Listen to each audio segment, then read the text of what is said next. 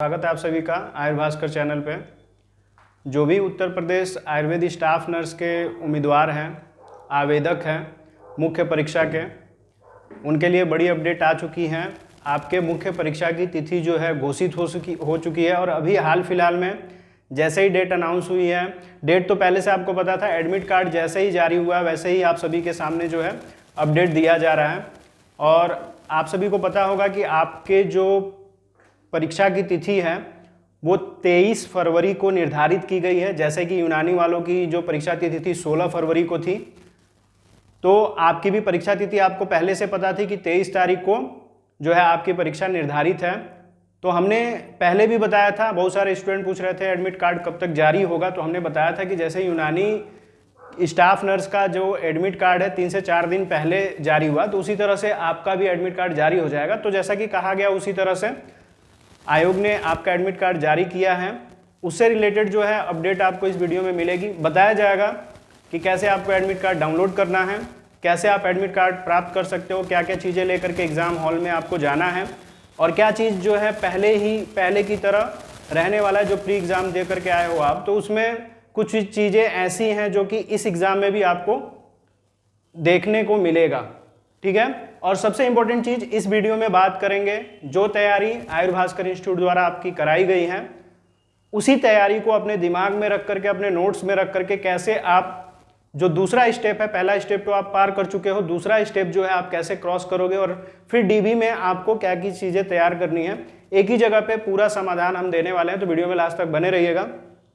तो आपको बता दें कि अभी हाल फिलहाल में अभी जो एडवाइजरी जारी हुई है आपके एडमिट कार्ड को लेकर के, उसका विज्ञप्ति जो है हमारे पास एक कॉपी जो है हम आपको यहाँ पे दिखा रहे हैं, जिसमें लिखा हुआ है कि आयोग के विज्ञापन संख्या A4/E1/2023 दिनांक 4/9/2023 द्वारा विज्ञापित स्टाफ नर्स आयुर्वेद महिला पुरुष मुख्य लिखित परीक्षा 2023 के अभ्यर्थियों को एतद्वारा सूचित किया जाता है कि आयोग द्वारा उक्त परीक्षा दिनांक, जैसा कि बताया जा रहा था, 23 फरवरी 2025 दिन रविवार को एक सत्र में पूर्वाह्न आपका जो परीक्षा का समय है 9:30 बजे से अपराह्न 12:30 बजे तक, यानी कि 3 घंटे का आपका पेपर होना जो है तय है। जैसा कि प्री एग्जाम में टाइमिंग सेटअप पहले से आपको बताया गया था।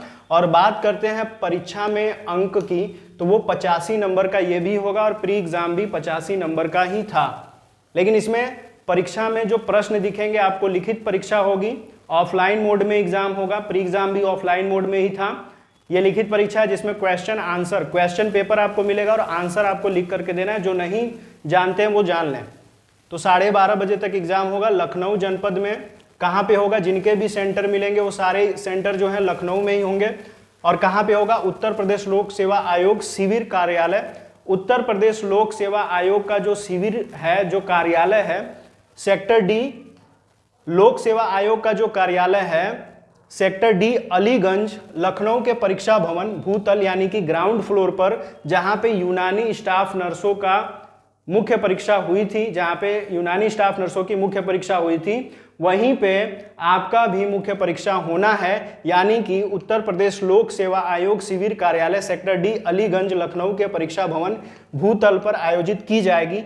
अभ्यर्थियों को परीक्षा केंद्र में परीक्षा प्रारंभ होने के निर्धारित समय 1 घंटा 30 मिनट पूर्व, ये आपको यूनानी में भी बताया गया, यूनानी स्टाफ नर्स का जो मुख्य परीक्षा था उसी क्रम में इसमें भी बता रहे हैं कि 1.5 घंटा पहले आपको एग्जामिनेशन हॉल पे पहुंचना है और 45 मिनट पहले ही गेट बंद हो जाएगा। इसलिए आप 1.5 घंटा पहले पहुंचिए और अपने जो भी डॉक्यूमेंट्स हैं आप पहले लेकर के पहुंचिए, और वहां पे गेट बंद होने से पहले ही एंट्री कर लीजिए। और ये अभी हम आपको दिखाएंगे कि एडमिट कार्ड डाउनलोड कैसे करेंगे। अभी आज ही से जो है पोर्टल खुल गया है, आप एडमिट कार्ड डाउनलोड कर सकते हैं। अभ्यर्थी को क्या करना है? अभ्यर्थी अपने OTR नंबर के द्वारा प्रवेश पत्र तथा अनुदेश डाउनलोड कर प्रवेश पत्र में अंकित परीक्षा केंद्र पर नियत तिथि एवं समय पर 2 फोटो एवं ID प्रूफ की मूल एवं छाया प्रति, आपको 2 फोटो अपना लेके जाना है, हाफ पासपोर्ट साइज फोटो लेके जाना है।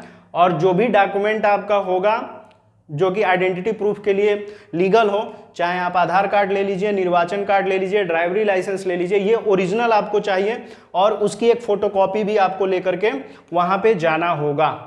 उत्तर प्रदेश, और बाकी आपको पहले से अधिनियम पता है 2024 का जो अधिनियम है, जो नकल रोकने के लिए, पेपर लीक मामले इसको कम करने के लिए दंड का जो नियम है वो आपको पहले से पता है कि 1 करोड़ जुर्माना हो सकता है, साथ में आजीवन कारावास हो सकता है, दोनों एक साथ हो सकता है। ठीक है, सबसे इंपॉर्टेंट चीज क्या है, आपके परीक्षा का जो फॉर्मेट है, परीक्षा का फॉर्मेट, तो आपके परीक्षा का फॉर्मेट जो है फुल्ली जो है लिखित ही है, लिखित परीक्षा है, जिसमें कई बार बताया गया है कि इसमें 2 फॉर्मेट में पेपर आपको दिखेगा।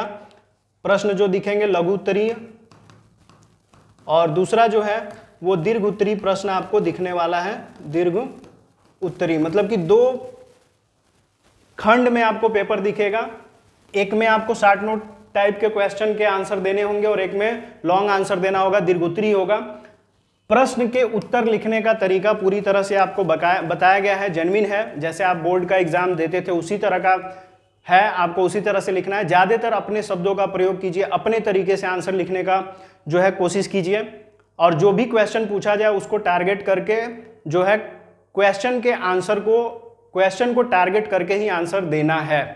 ठीक है, अगर आधुनिक के आधार पे प्रश्न बनते हैं, आधुनिक के आधार पे, जिसमें आधुनिक के आधार पे प्रश्न बनने की संभावना जो है सामान्य परिचर्या, यानी कि बस परिचर्या भी जो कह सकते हैं कि परिचर्या से जो प्रश्न आएगा वो आधुनिक के आधार पे होगा, आधुनिक विषय वस्तुओं के आधार पे हो सकता है, नर्सिंग के मूल सिद्धांत पे हो सकता है, नर्स के जो कार्य हैं उनके आधार पे हो सकता है, उपचारिकाओं के बारे में हो सकता है, अस्पताल प्रबंधन के बारे में हो सकता है, वार्ड प्रबंधन के बारे में हो सकता है, इंजेक्शन के प्रकार के बारे में हो सकता है, बंधन पट्टियों के बारे में हो सकता है, मूत्र सलाका आदि के बारे में हो सकता है, वार्ड व्यवस्था के बारे में हो सकता है। तो ये सारी चीज़ें आपको परिचर्या में आधुनिक के तौर पे ही देना है। सामान्य हिंदी में आप उत्तर लिख सकते हो, कोई आपको आयुर्वेद के आधार पर लिखने की जरूरत नहीं है। दूसरा विषय जो है जीवाणु परिचय, इसमें भी जो प्रश्न आपको दिखेंगे, जीवाणु परिचय के भी जो प्रश्न आपको दिखेंगे, इसमें भी आप जो है सामान्य हिंदी में उत्तर लिख सकते हैं। जैसे निर्जीवाणुकरण क्या है,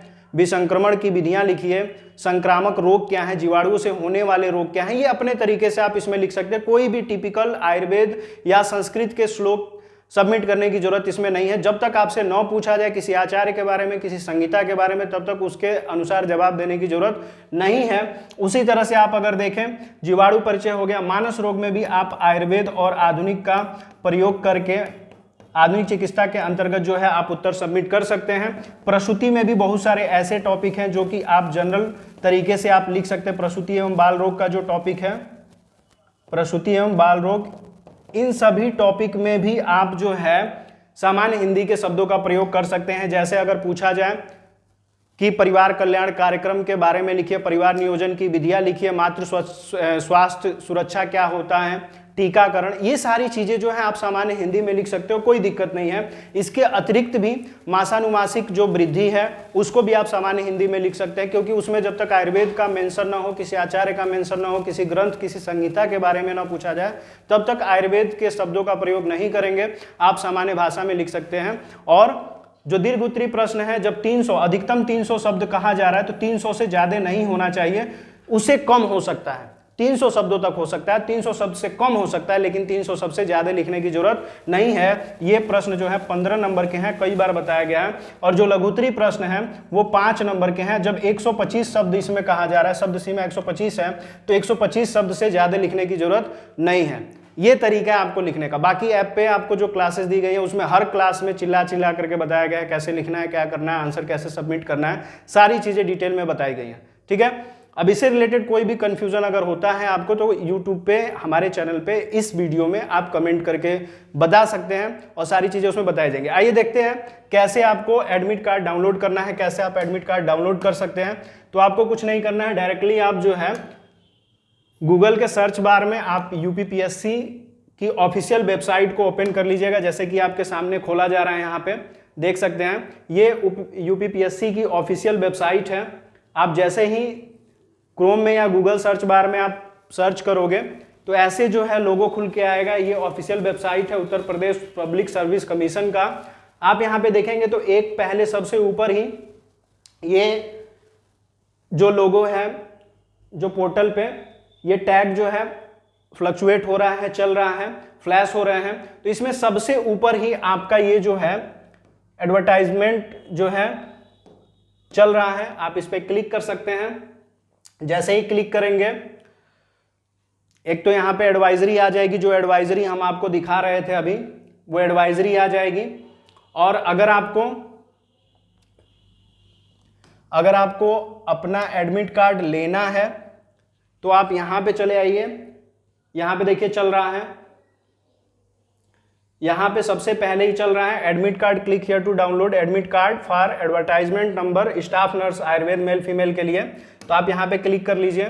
जैसे ही क्लिक करेंगे तो ये चीज जो है खुल जाएगी, और खुलेगा तो फिर क्या करना है, click here download admit card female, जो दिया है staff nurse Ayurveda male female mains exam, ये है दूसरा वाला।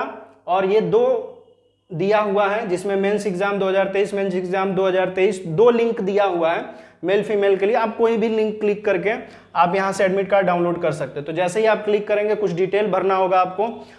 तो यहां पे आपको अपना OTR नंबर भरना होगा। जब फॉर्म फिलअप करते समय आपने OTR नंबर जो डाला होगा, वो OTR नंबर आप यहां पे फिल कर देंगे। उसके बाद से अपना डेट ऑफ बर्थ डालेंगे, अपना जेंडर सेलेक्ट करेंगे, और यहाँ पे कैप्चा कोड भर के जैसे ही आप एडमिट कार्ड डाउनलोड करेंगे तो पूरा डिटेल जो है सामने खुल जाएगा। ठीक है, और उसमें आपके सेंटर जहां पे होंगे वहां पे मिल जाएगा। और पहले भी आपको बताया गया था कि जो प्री एग्जाम का आपका रोल नंबर था वही आपका मुख्य एग्जाम में भी रहने वाला है। ठीक है, तो इस बात को ध्यान में रखिएगा। बाकी सारी चीजें आपको पहले से पता है, बार बार बताया गया। और एग्जाम नजदीक है, पढ़ाई पे ध्यान दीजिए, इधर उधर बातों पे ध्यान देने की जरूरत नहीं है। आपके पास पढ़ने के लिए बहुत कुछ है, बहुत सारा स्टडी मटेरियल दिया गया, बहुत सारी चीजें दी गई हैं।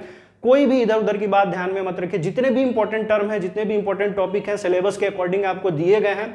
कोई भी चीज कम नहीं है। आप अपने दिमाग में ये मत रखिएगा कि नहीं ये छूट गया, वो छूट गया। कुछ भी नहीं छूटा है, बहुत सारी चीजें पढ़ाई गई हैं, और सारे क्वेश्चन जो है आपके पाठ्यक्रम से ही आने वाले हैं। बस जो बाहरी जो क्वेश्चन है आधुनिकता के आधार पे, वार्ड प्रशासन के आधार पे, वो सारे क्वेश्चन जेन्युइन होते हैं, जो कि हर एग्जाम में टच होते हैं। एक आध क्वेश्चन ऐसे हैं जो बिना पढ़ाए भी आ सकते हैं, तो उनको अपने तरीके से आप तैयार कर सकते हैं। ठीक है, तो वीडियो में लास्ट तक बने रहने के लिए आप सभी का बहुत बहुत धन्यवाद। वीडियो अगर अच्छी लगती है और इंपॉर्टेंट अपडेट है तो अपने स्टूडेंट्स, अपने क्लासमेट्स, अपने ग्रुप्स में आप जो है ज़्यादा से ज़्यादा शेयर कीजिए। जो भी आयुर्वेद के स्टूडेंट हैं उनको वीडियो शेयर कीजिए, ताकि ज़्यादा से ज़्यादा स्टूडेंट को ये अपडेट जो है मिल सके। Thank you.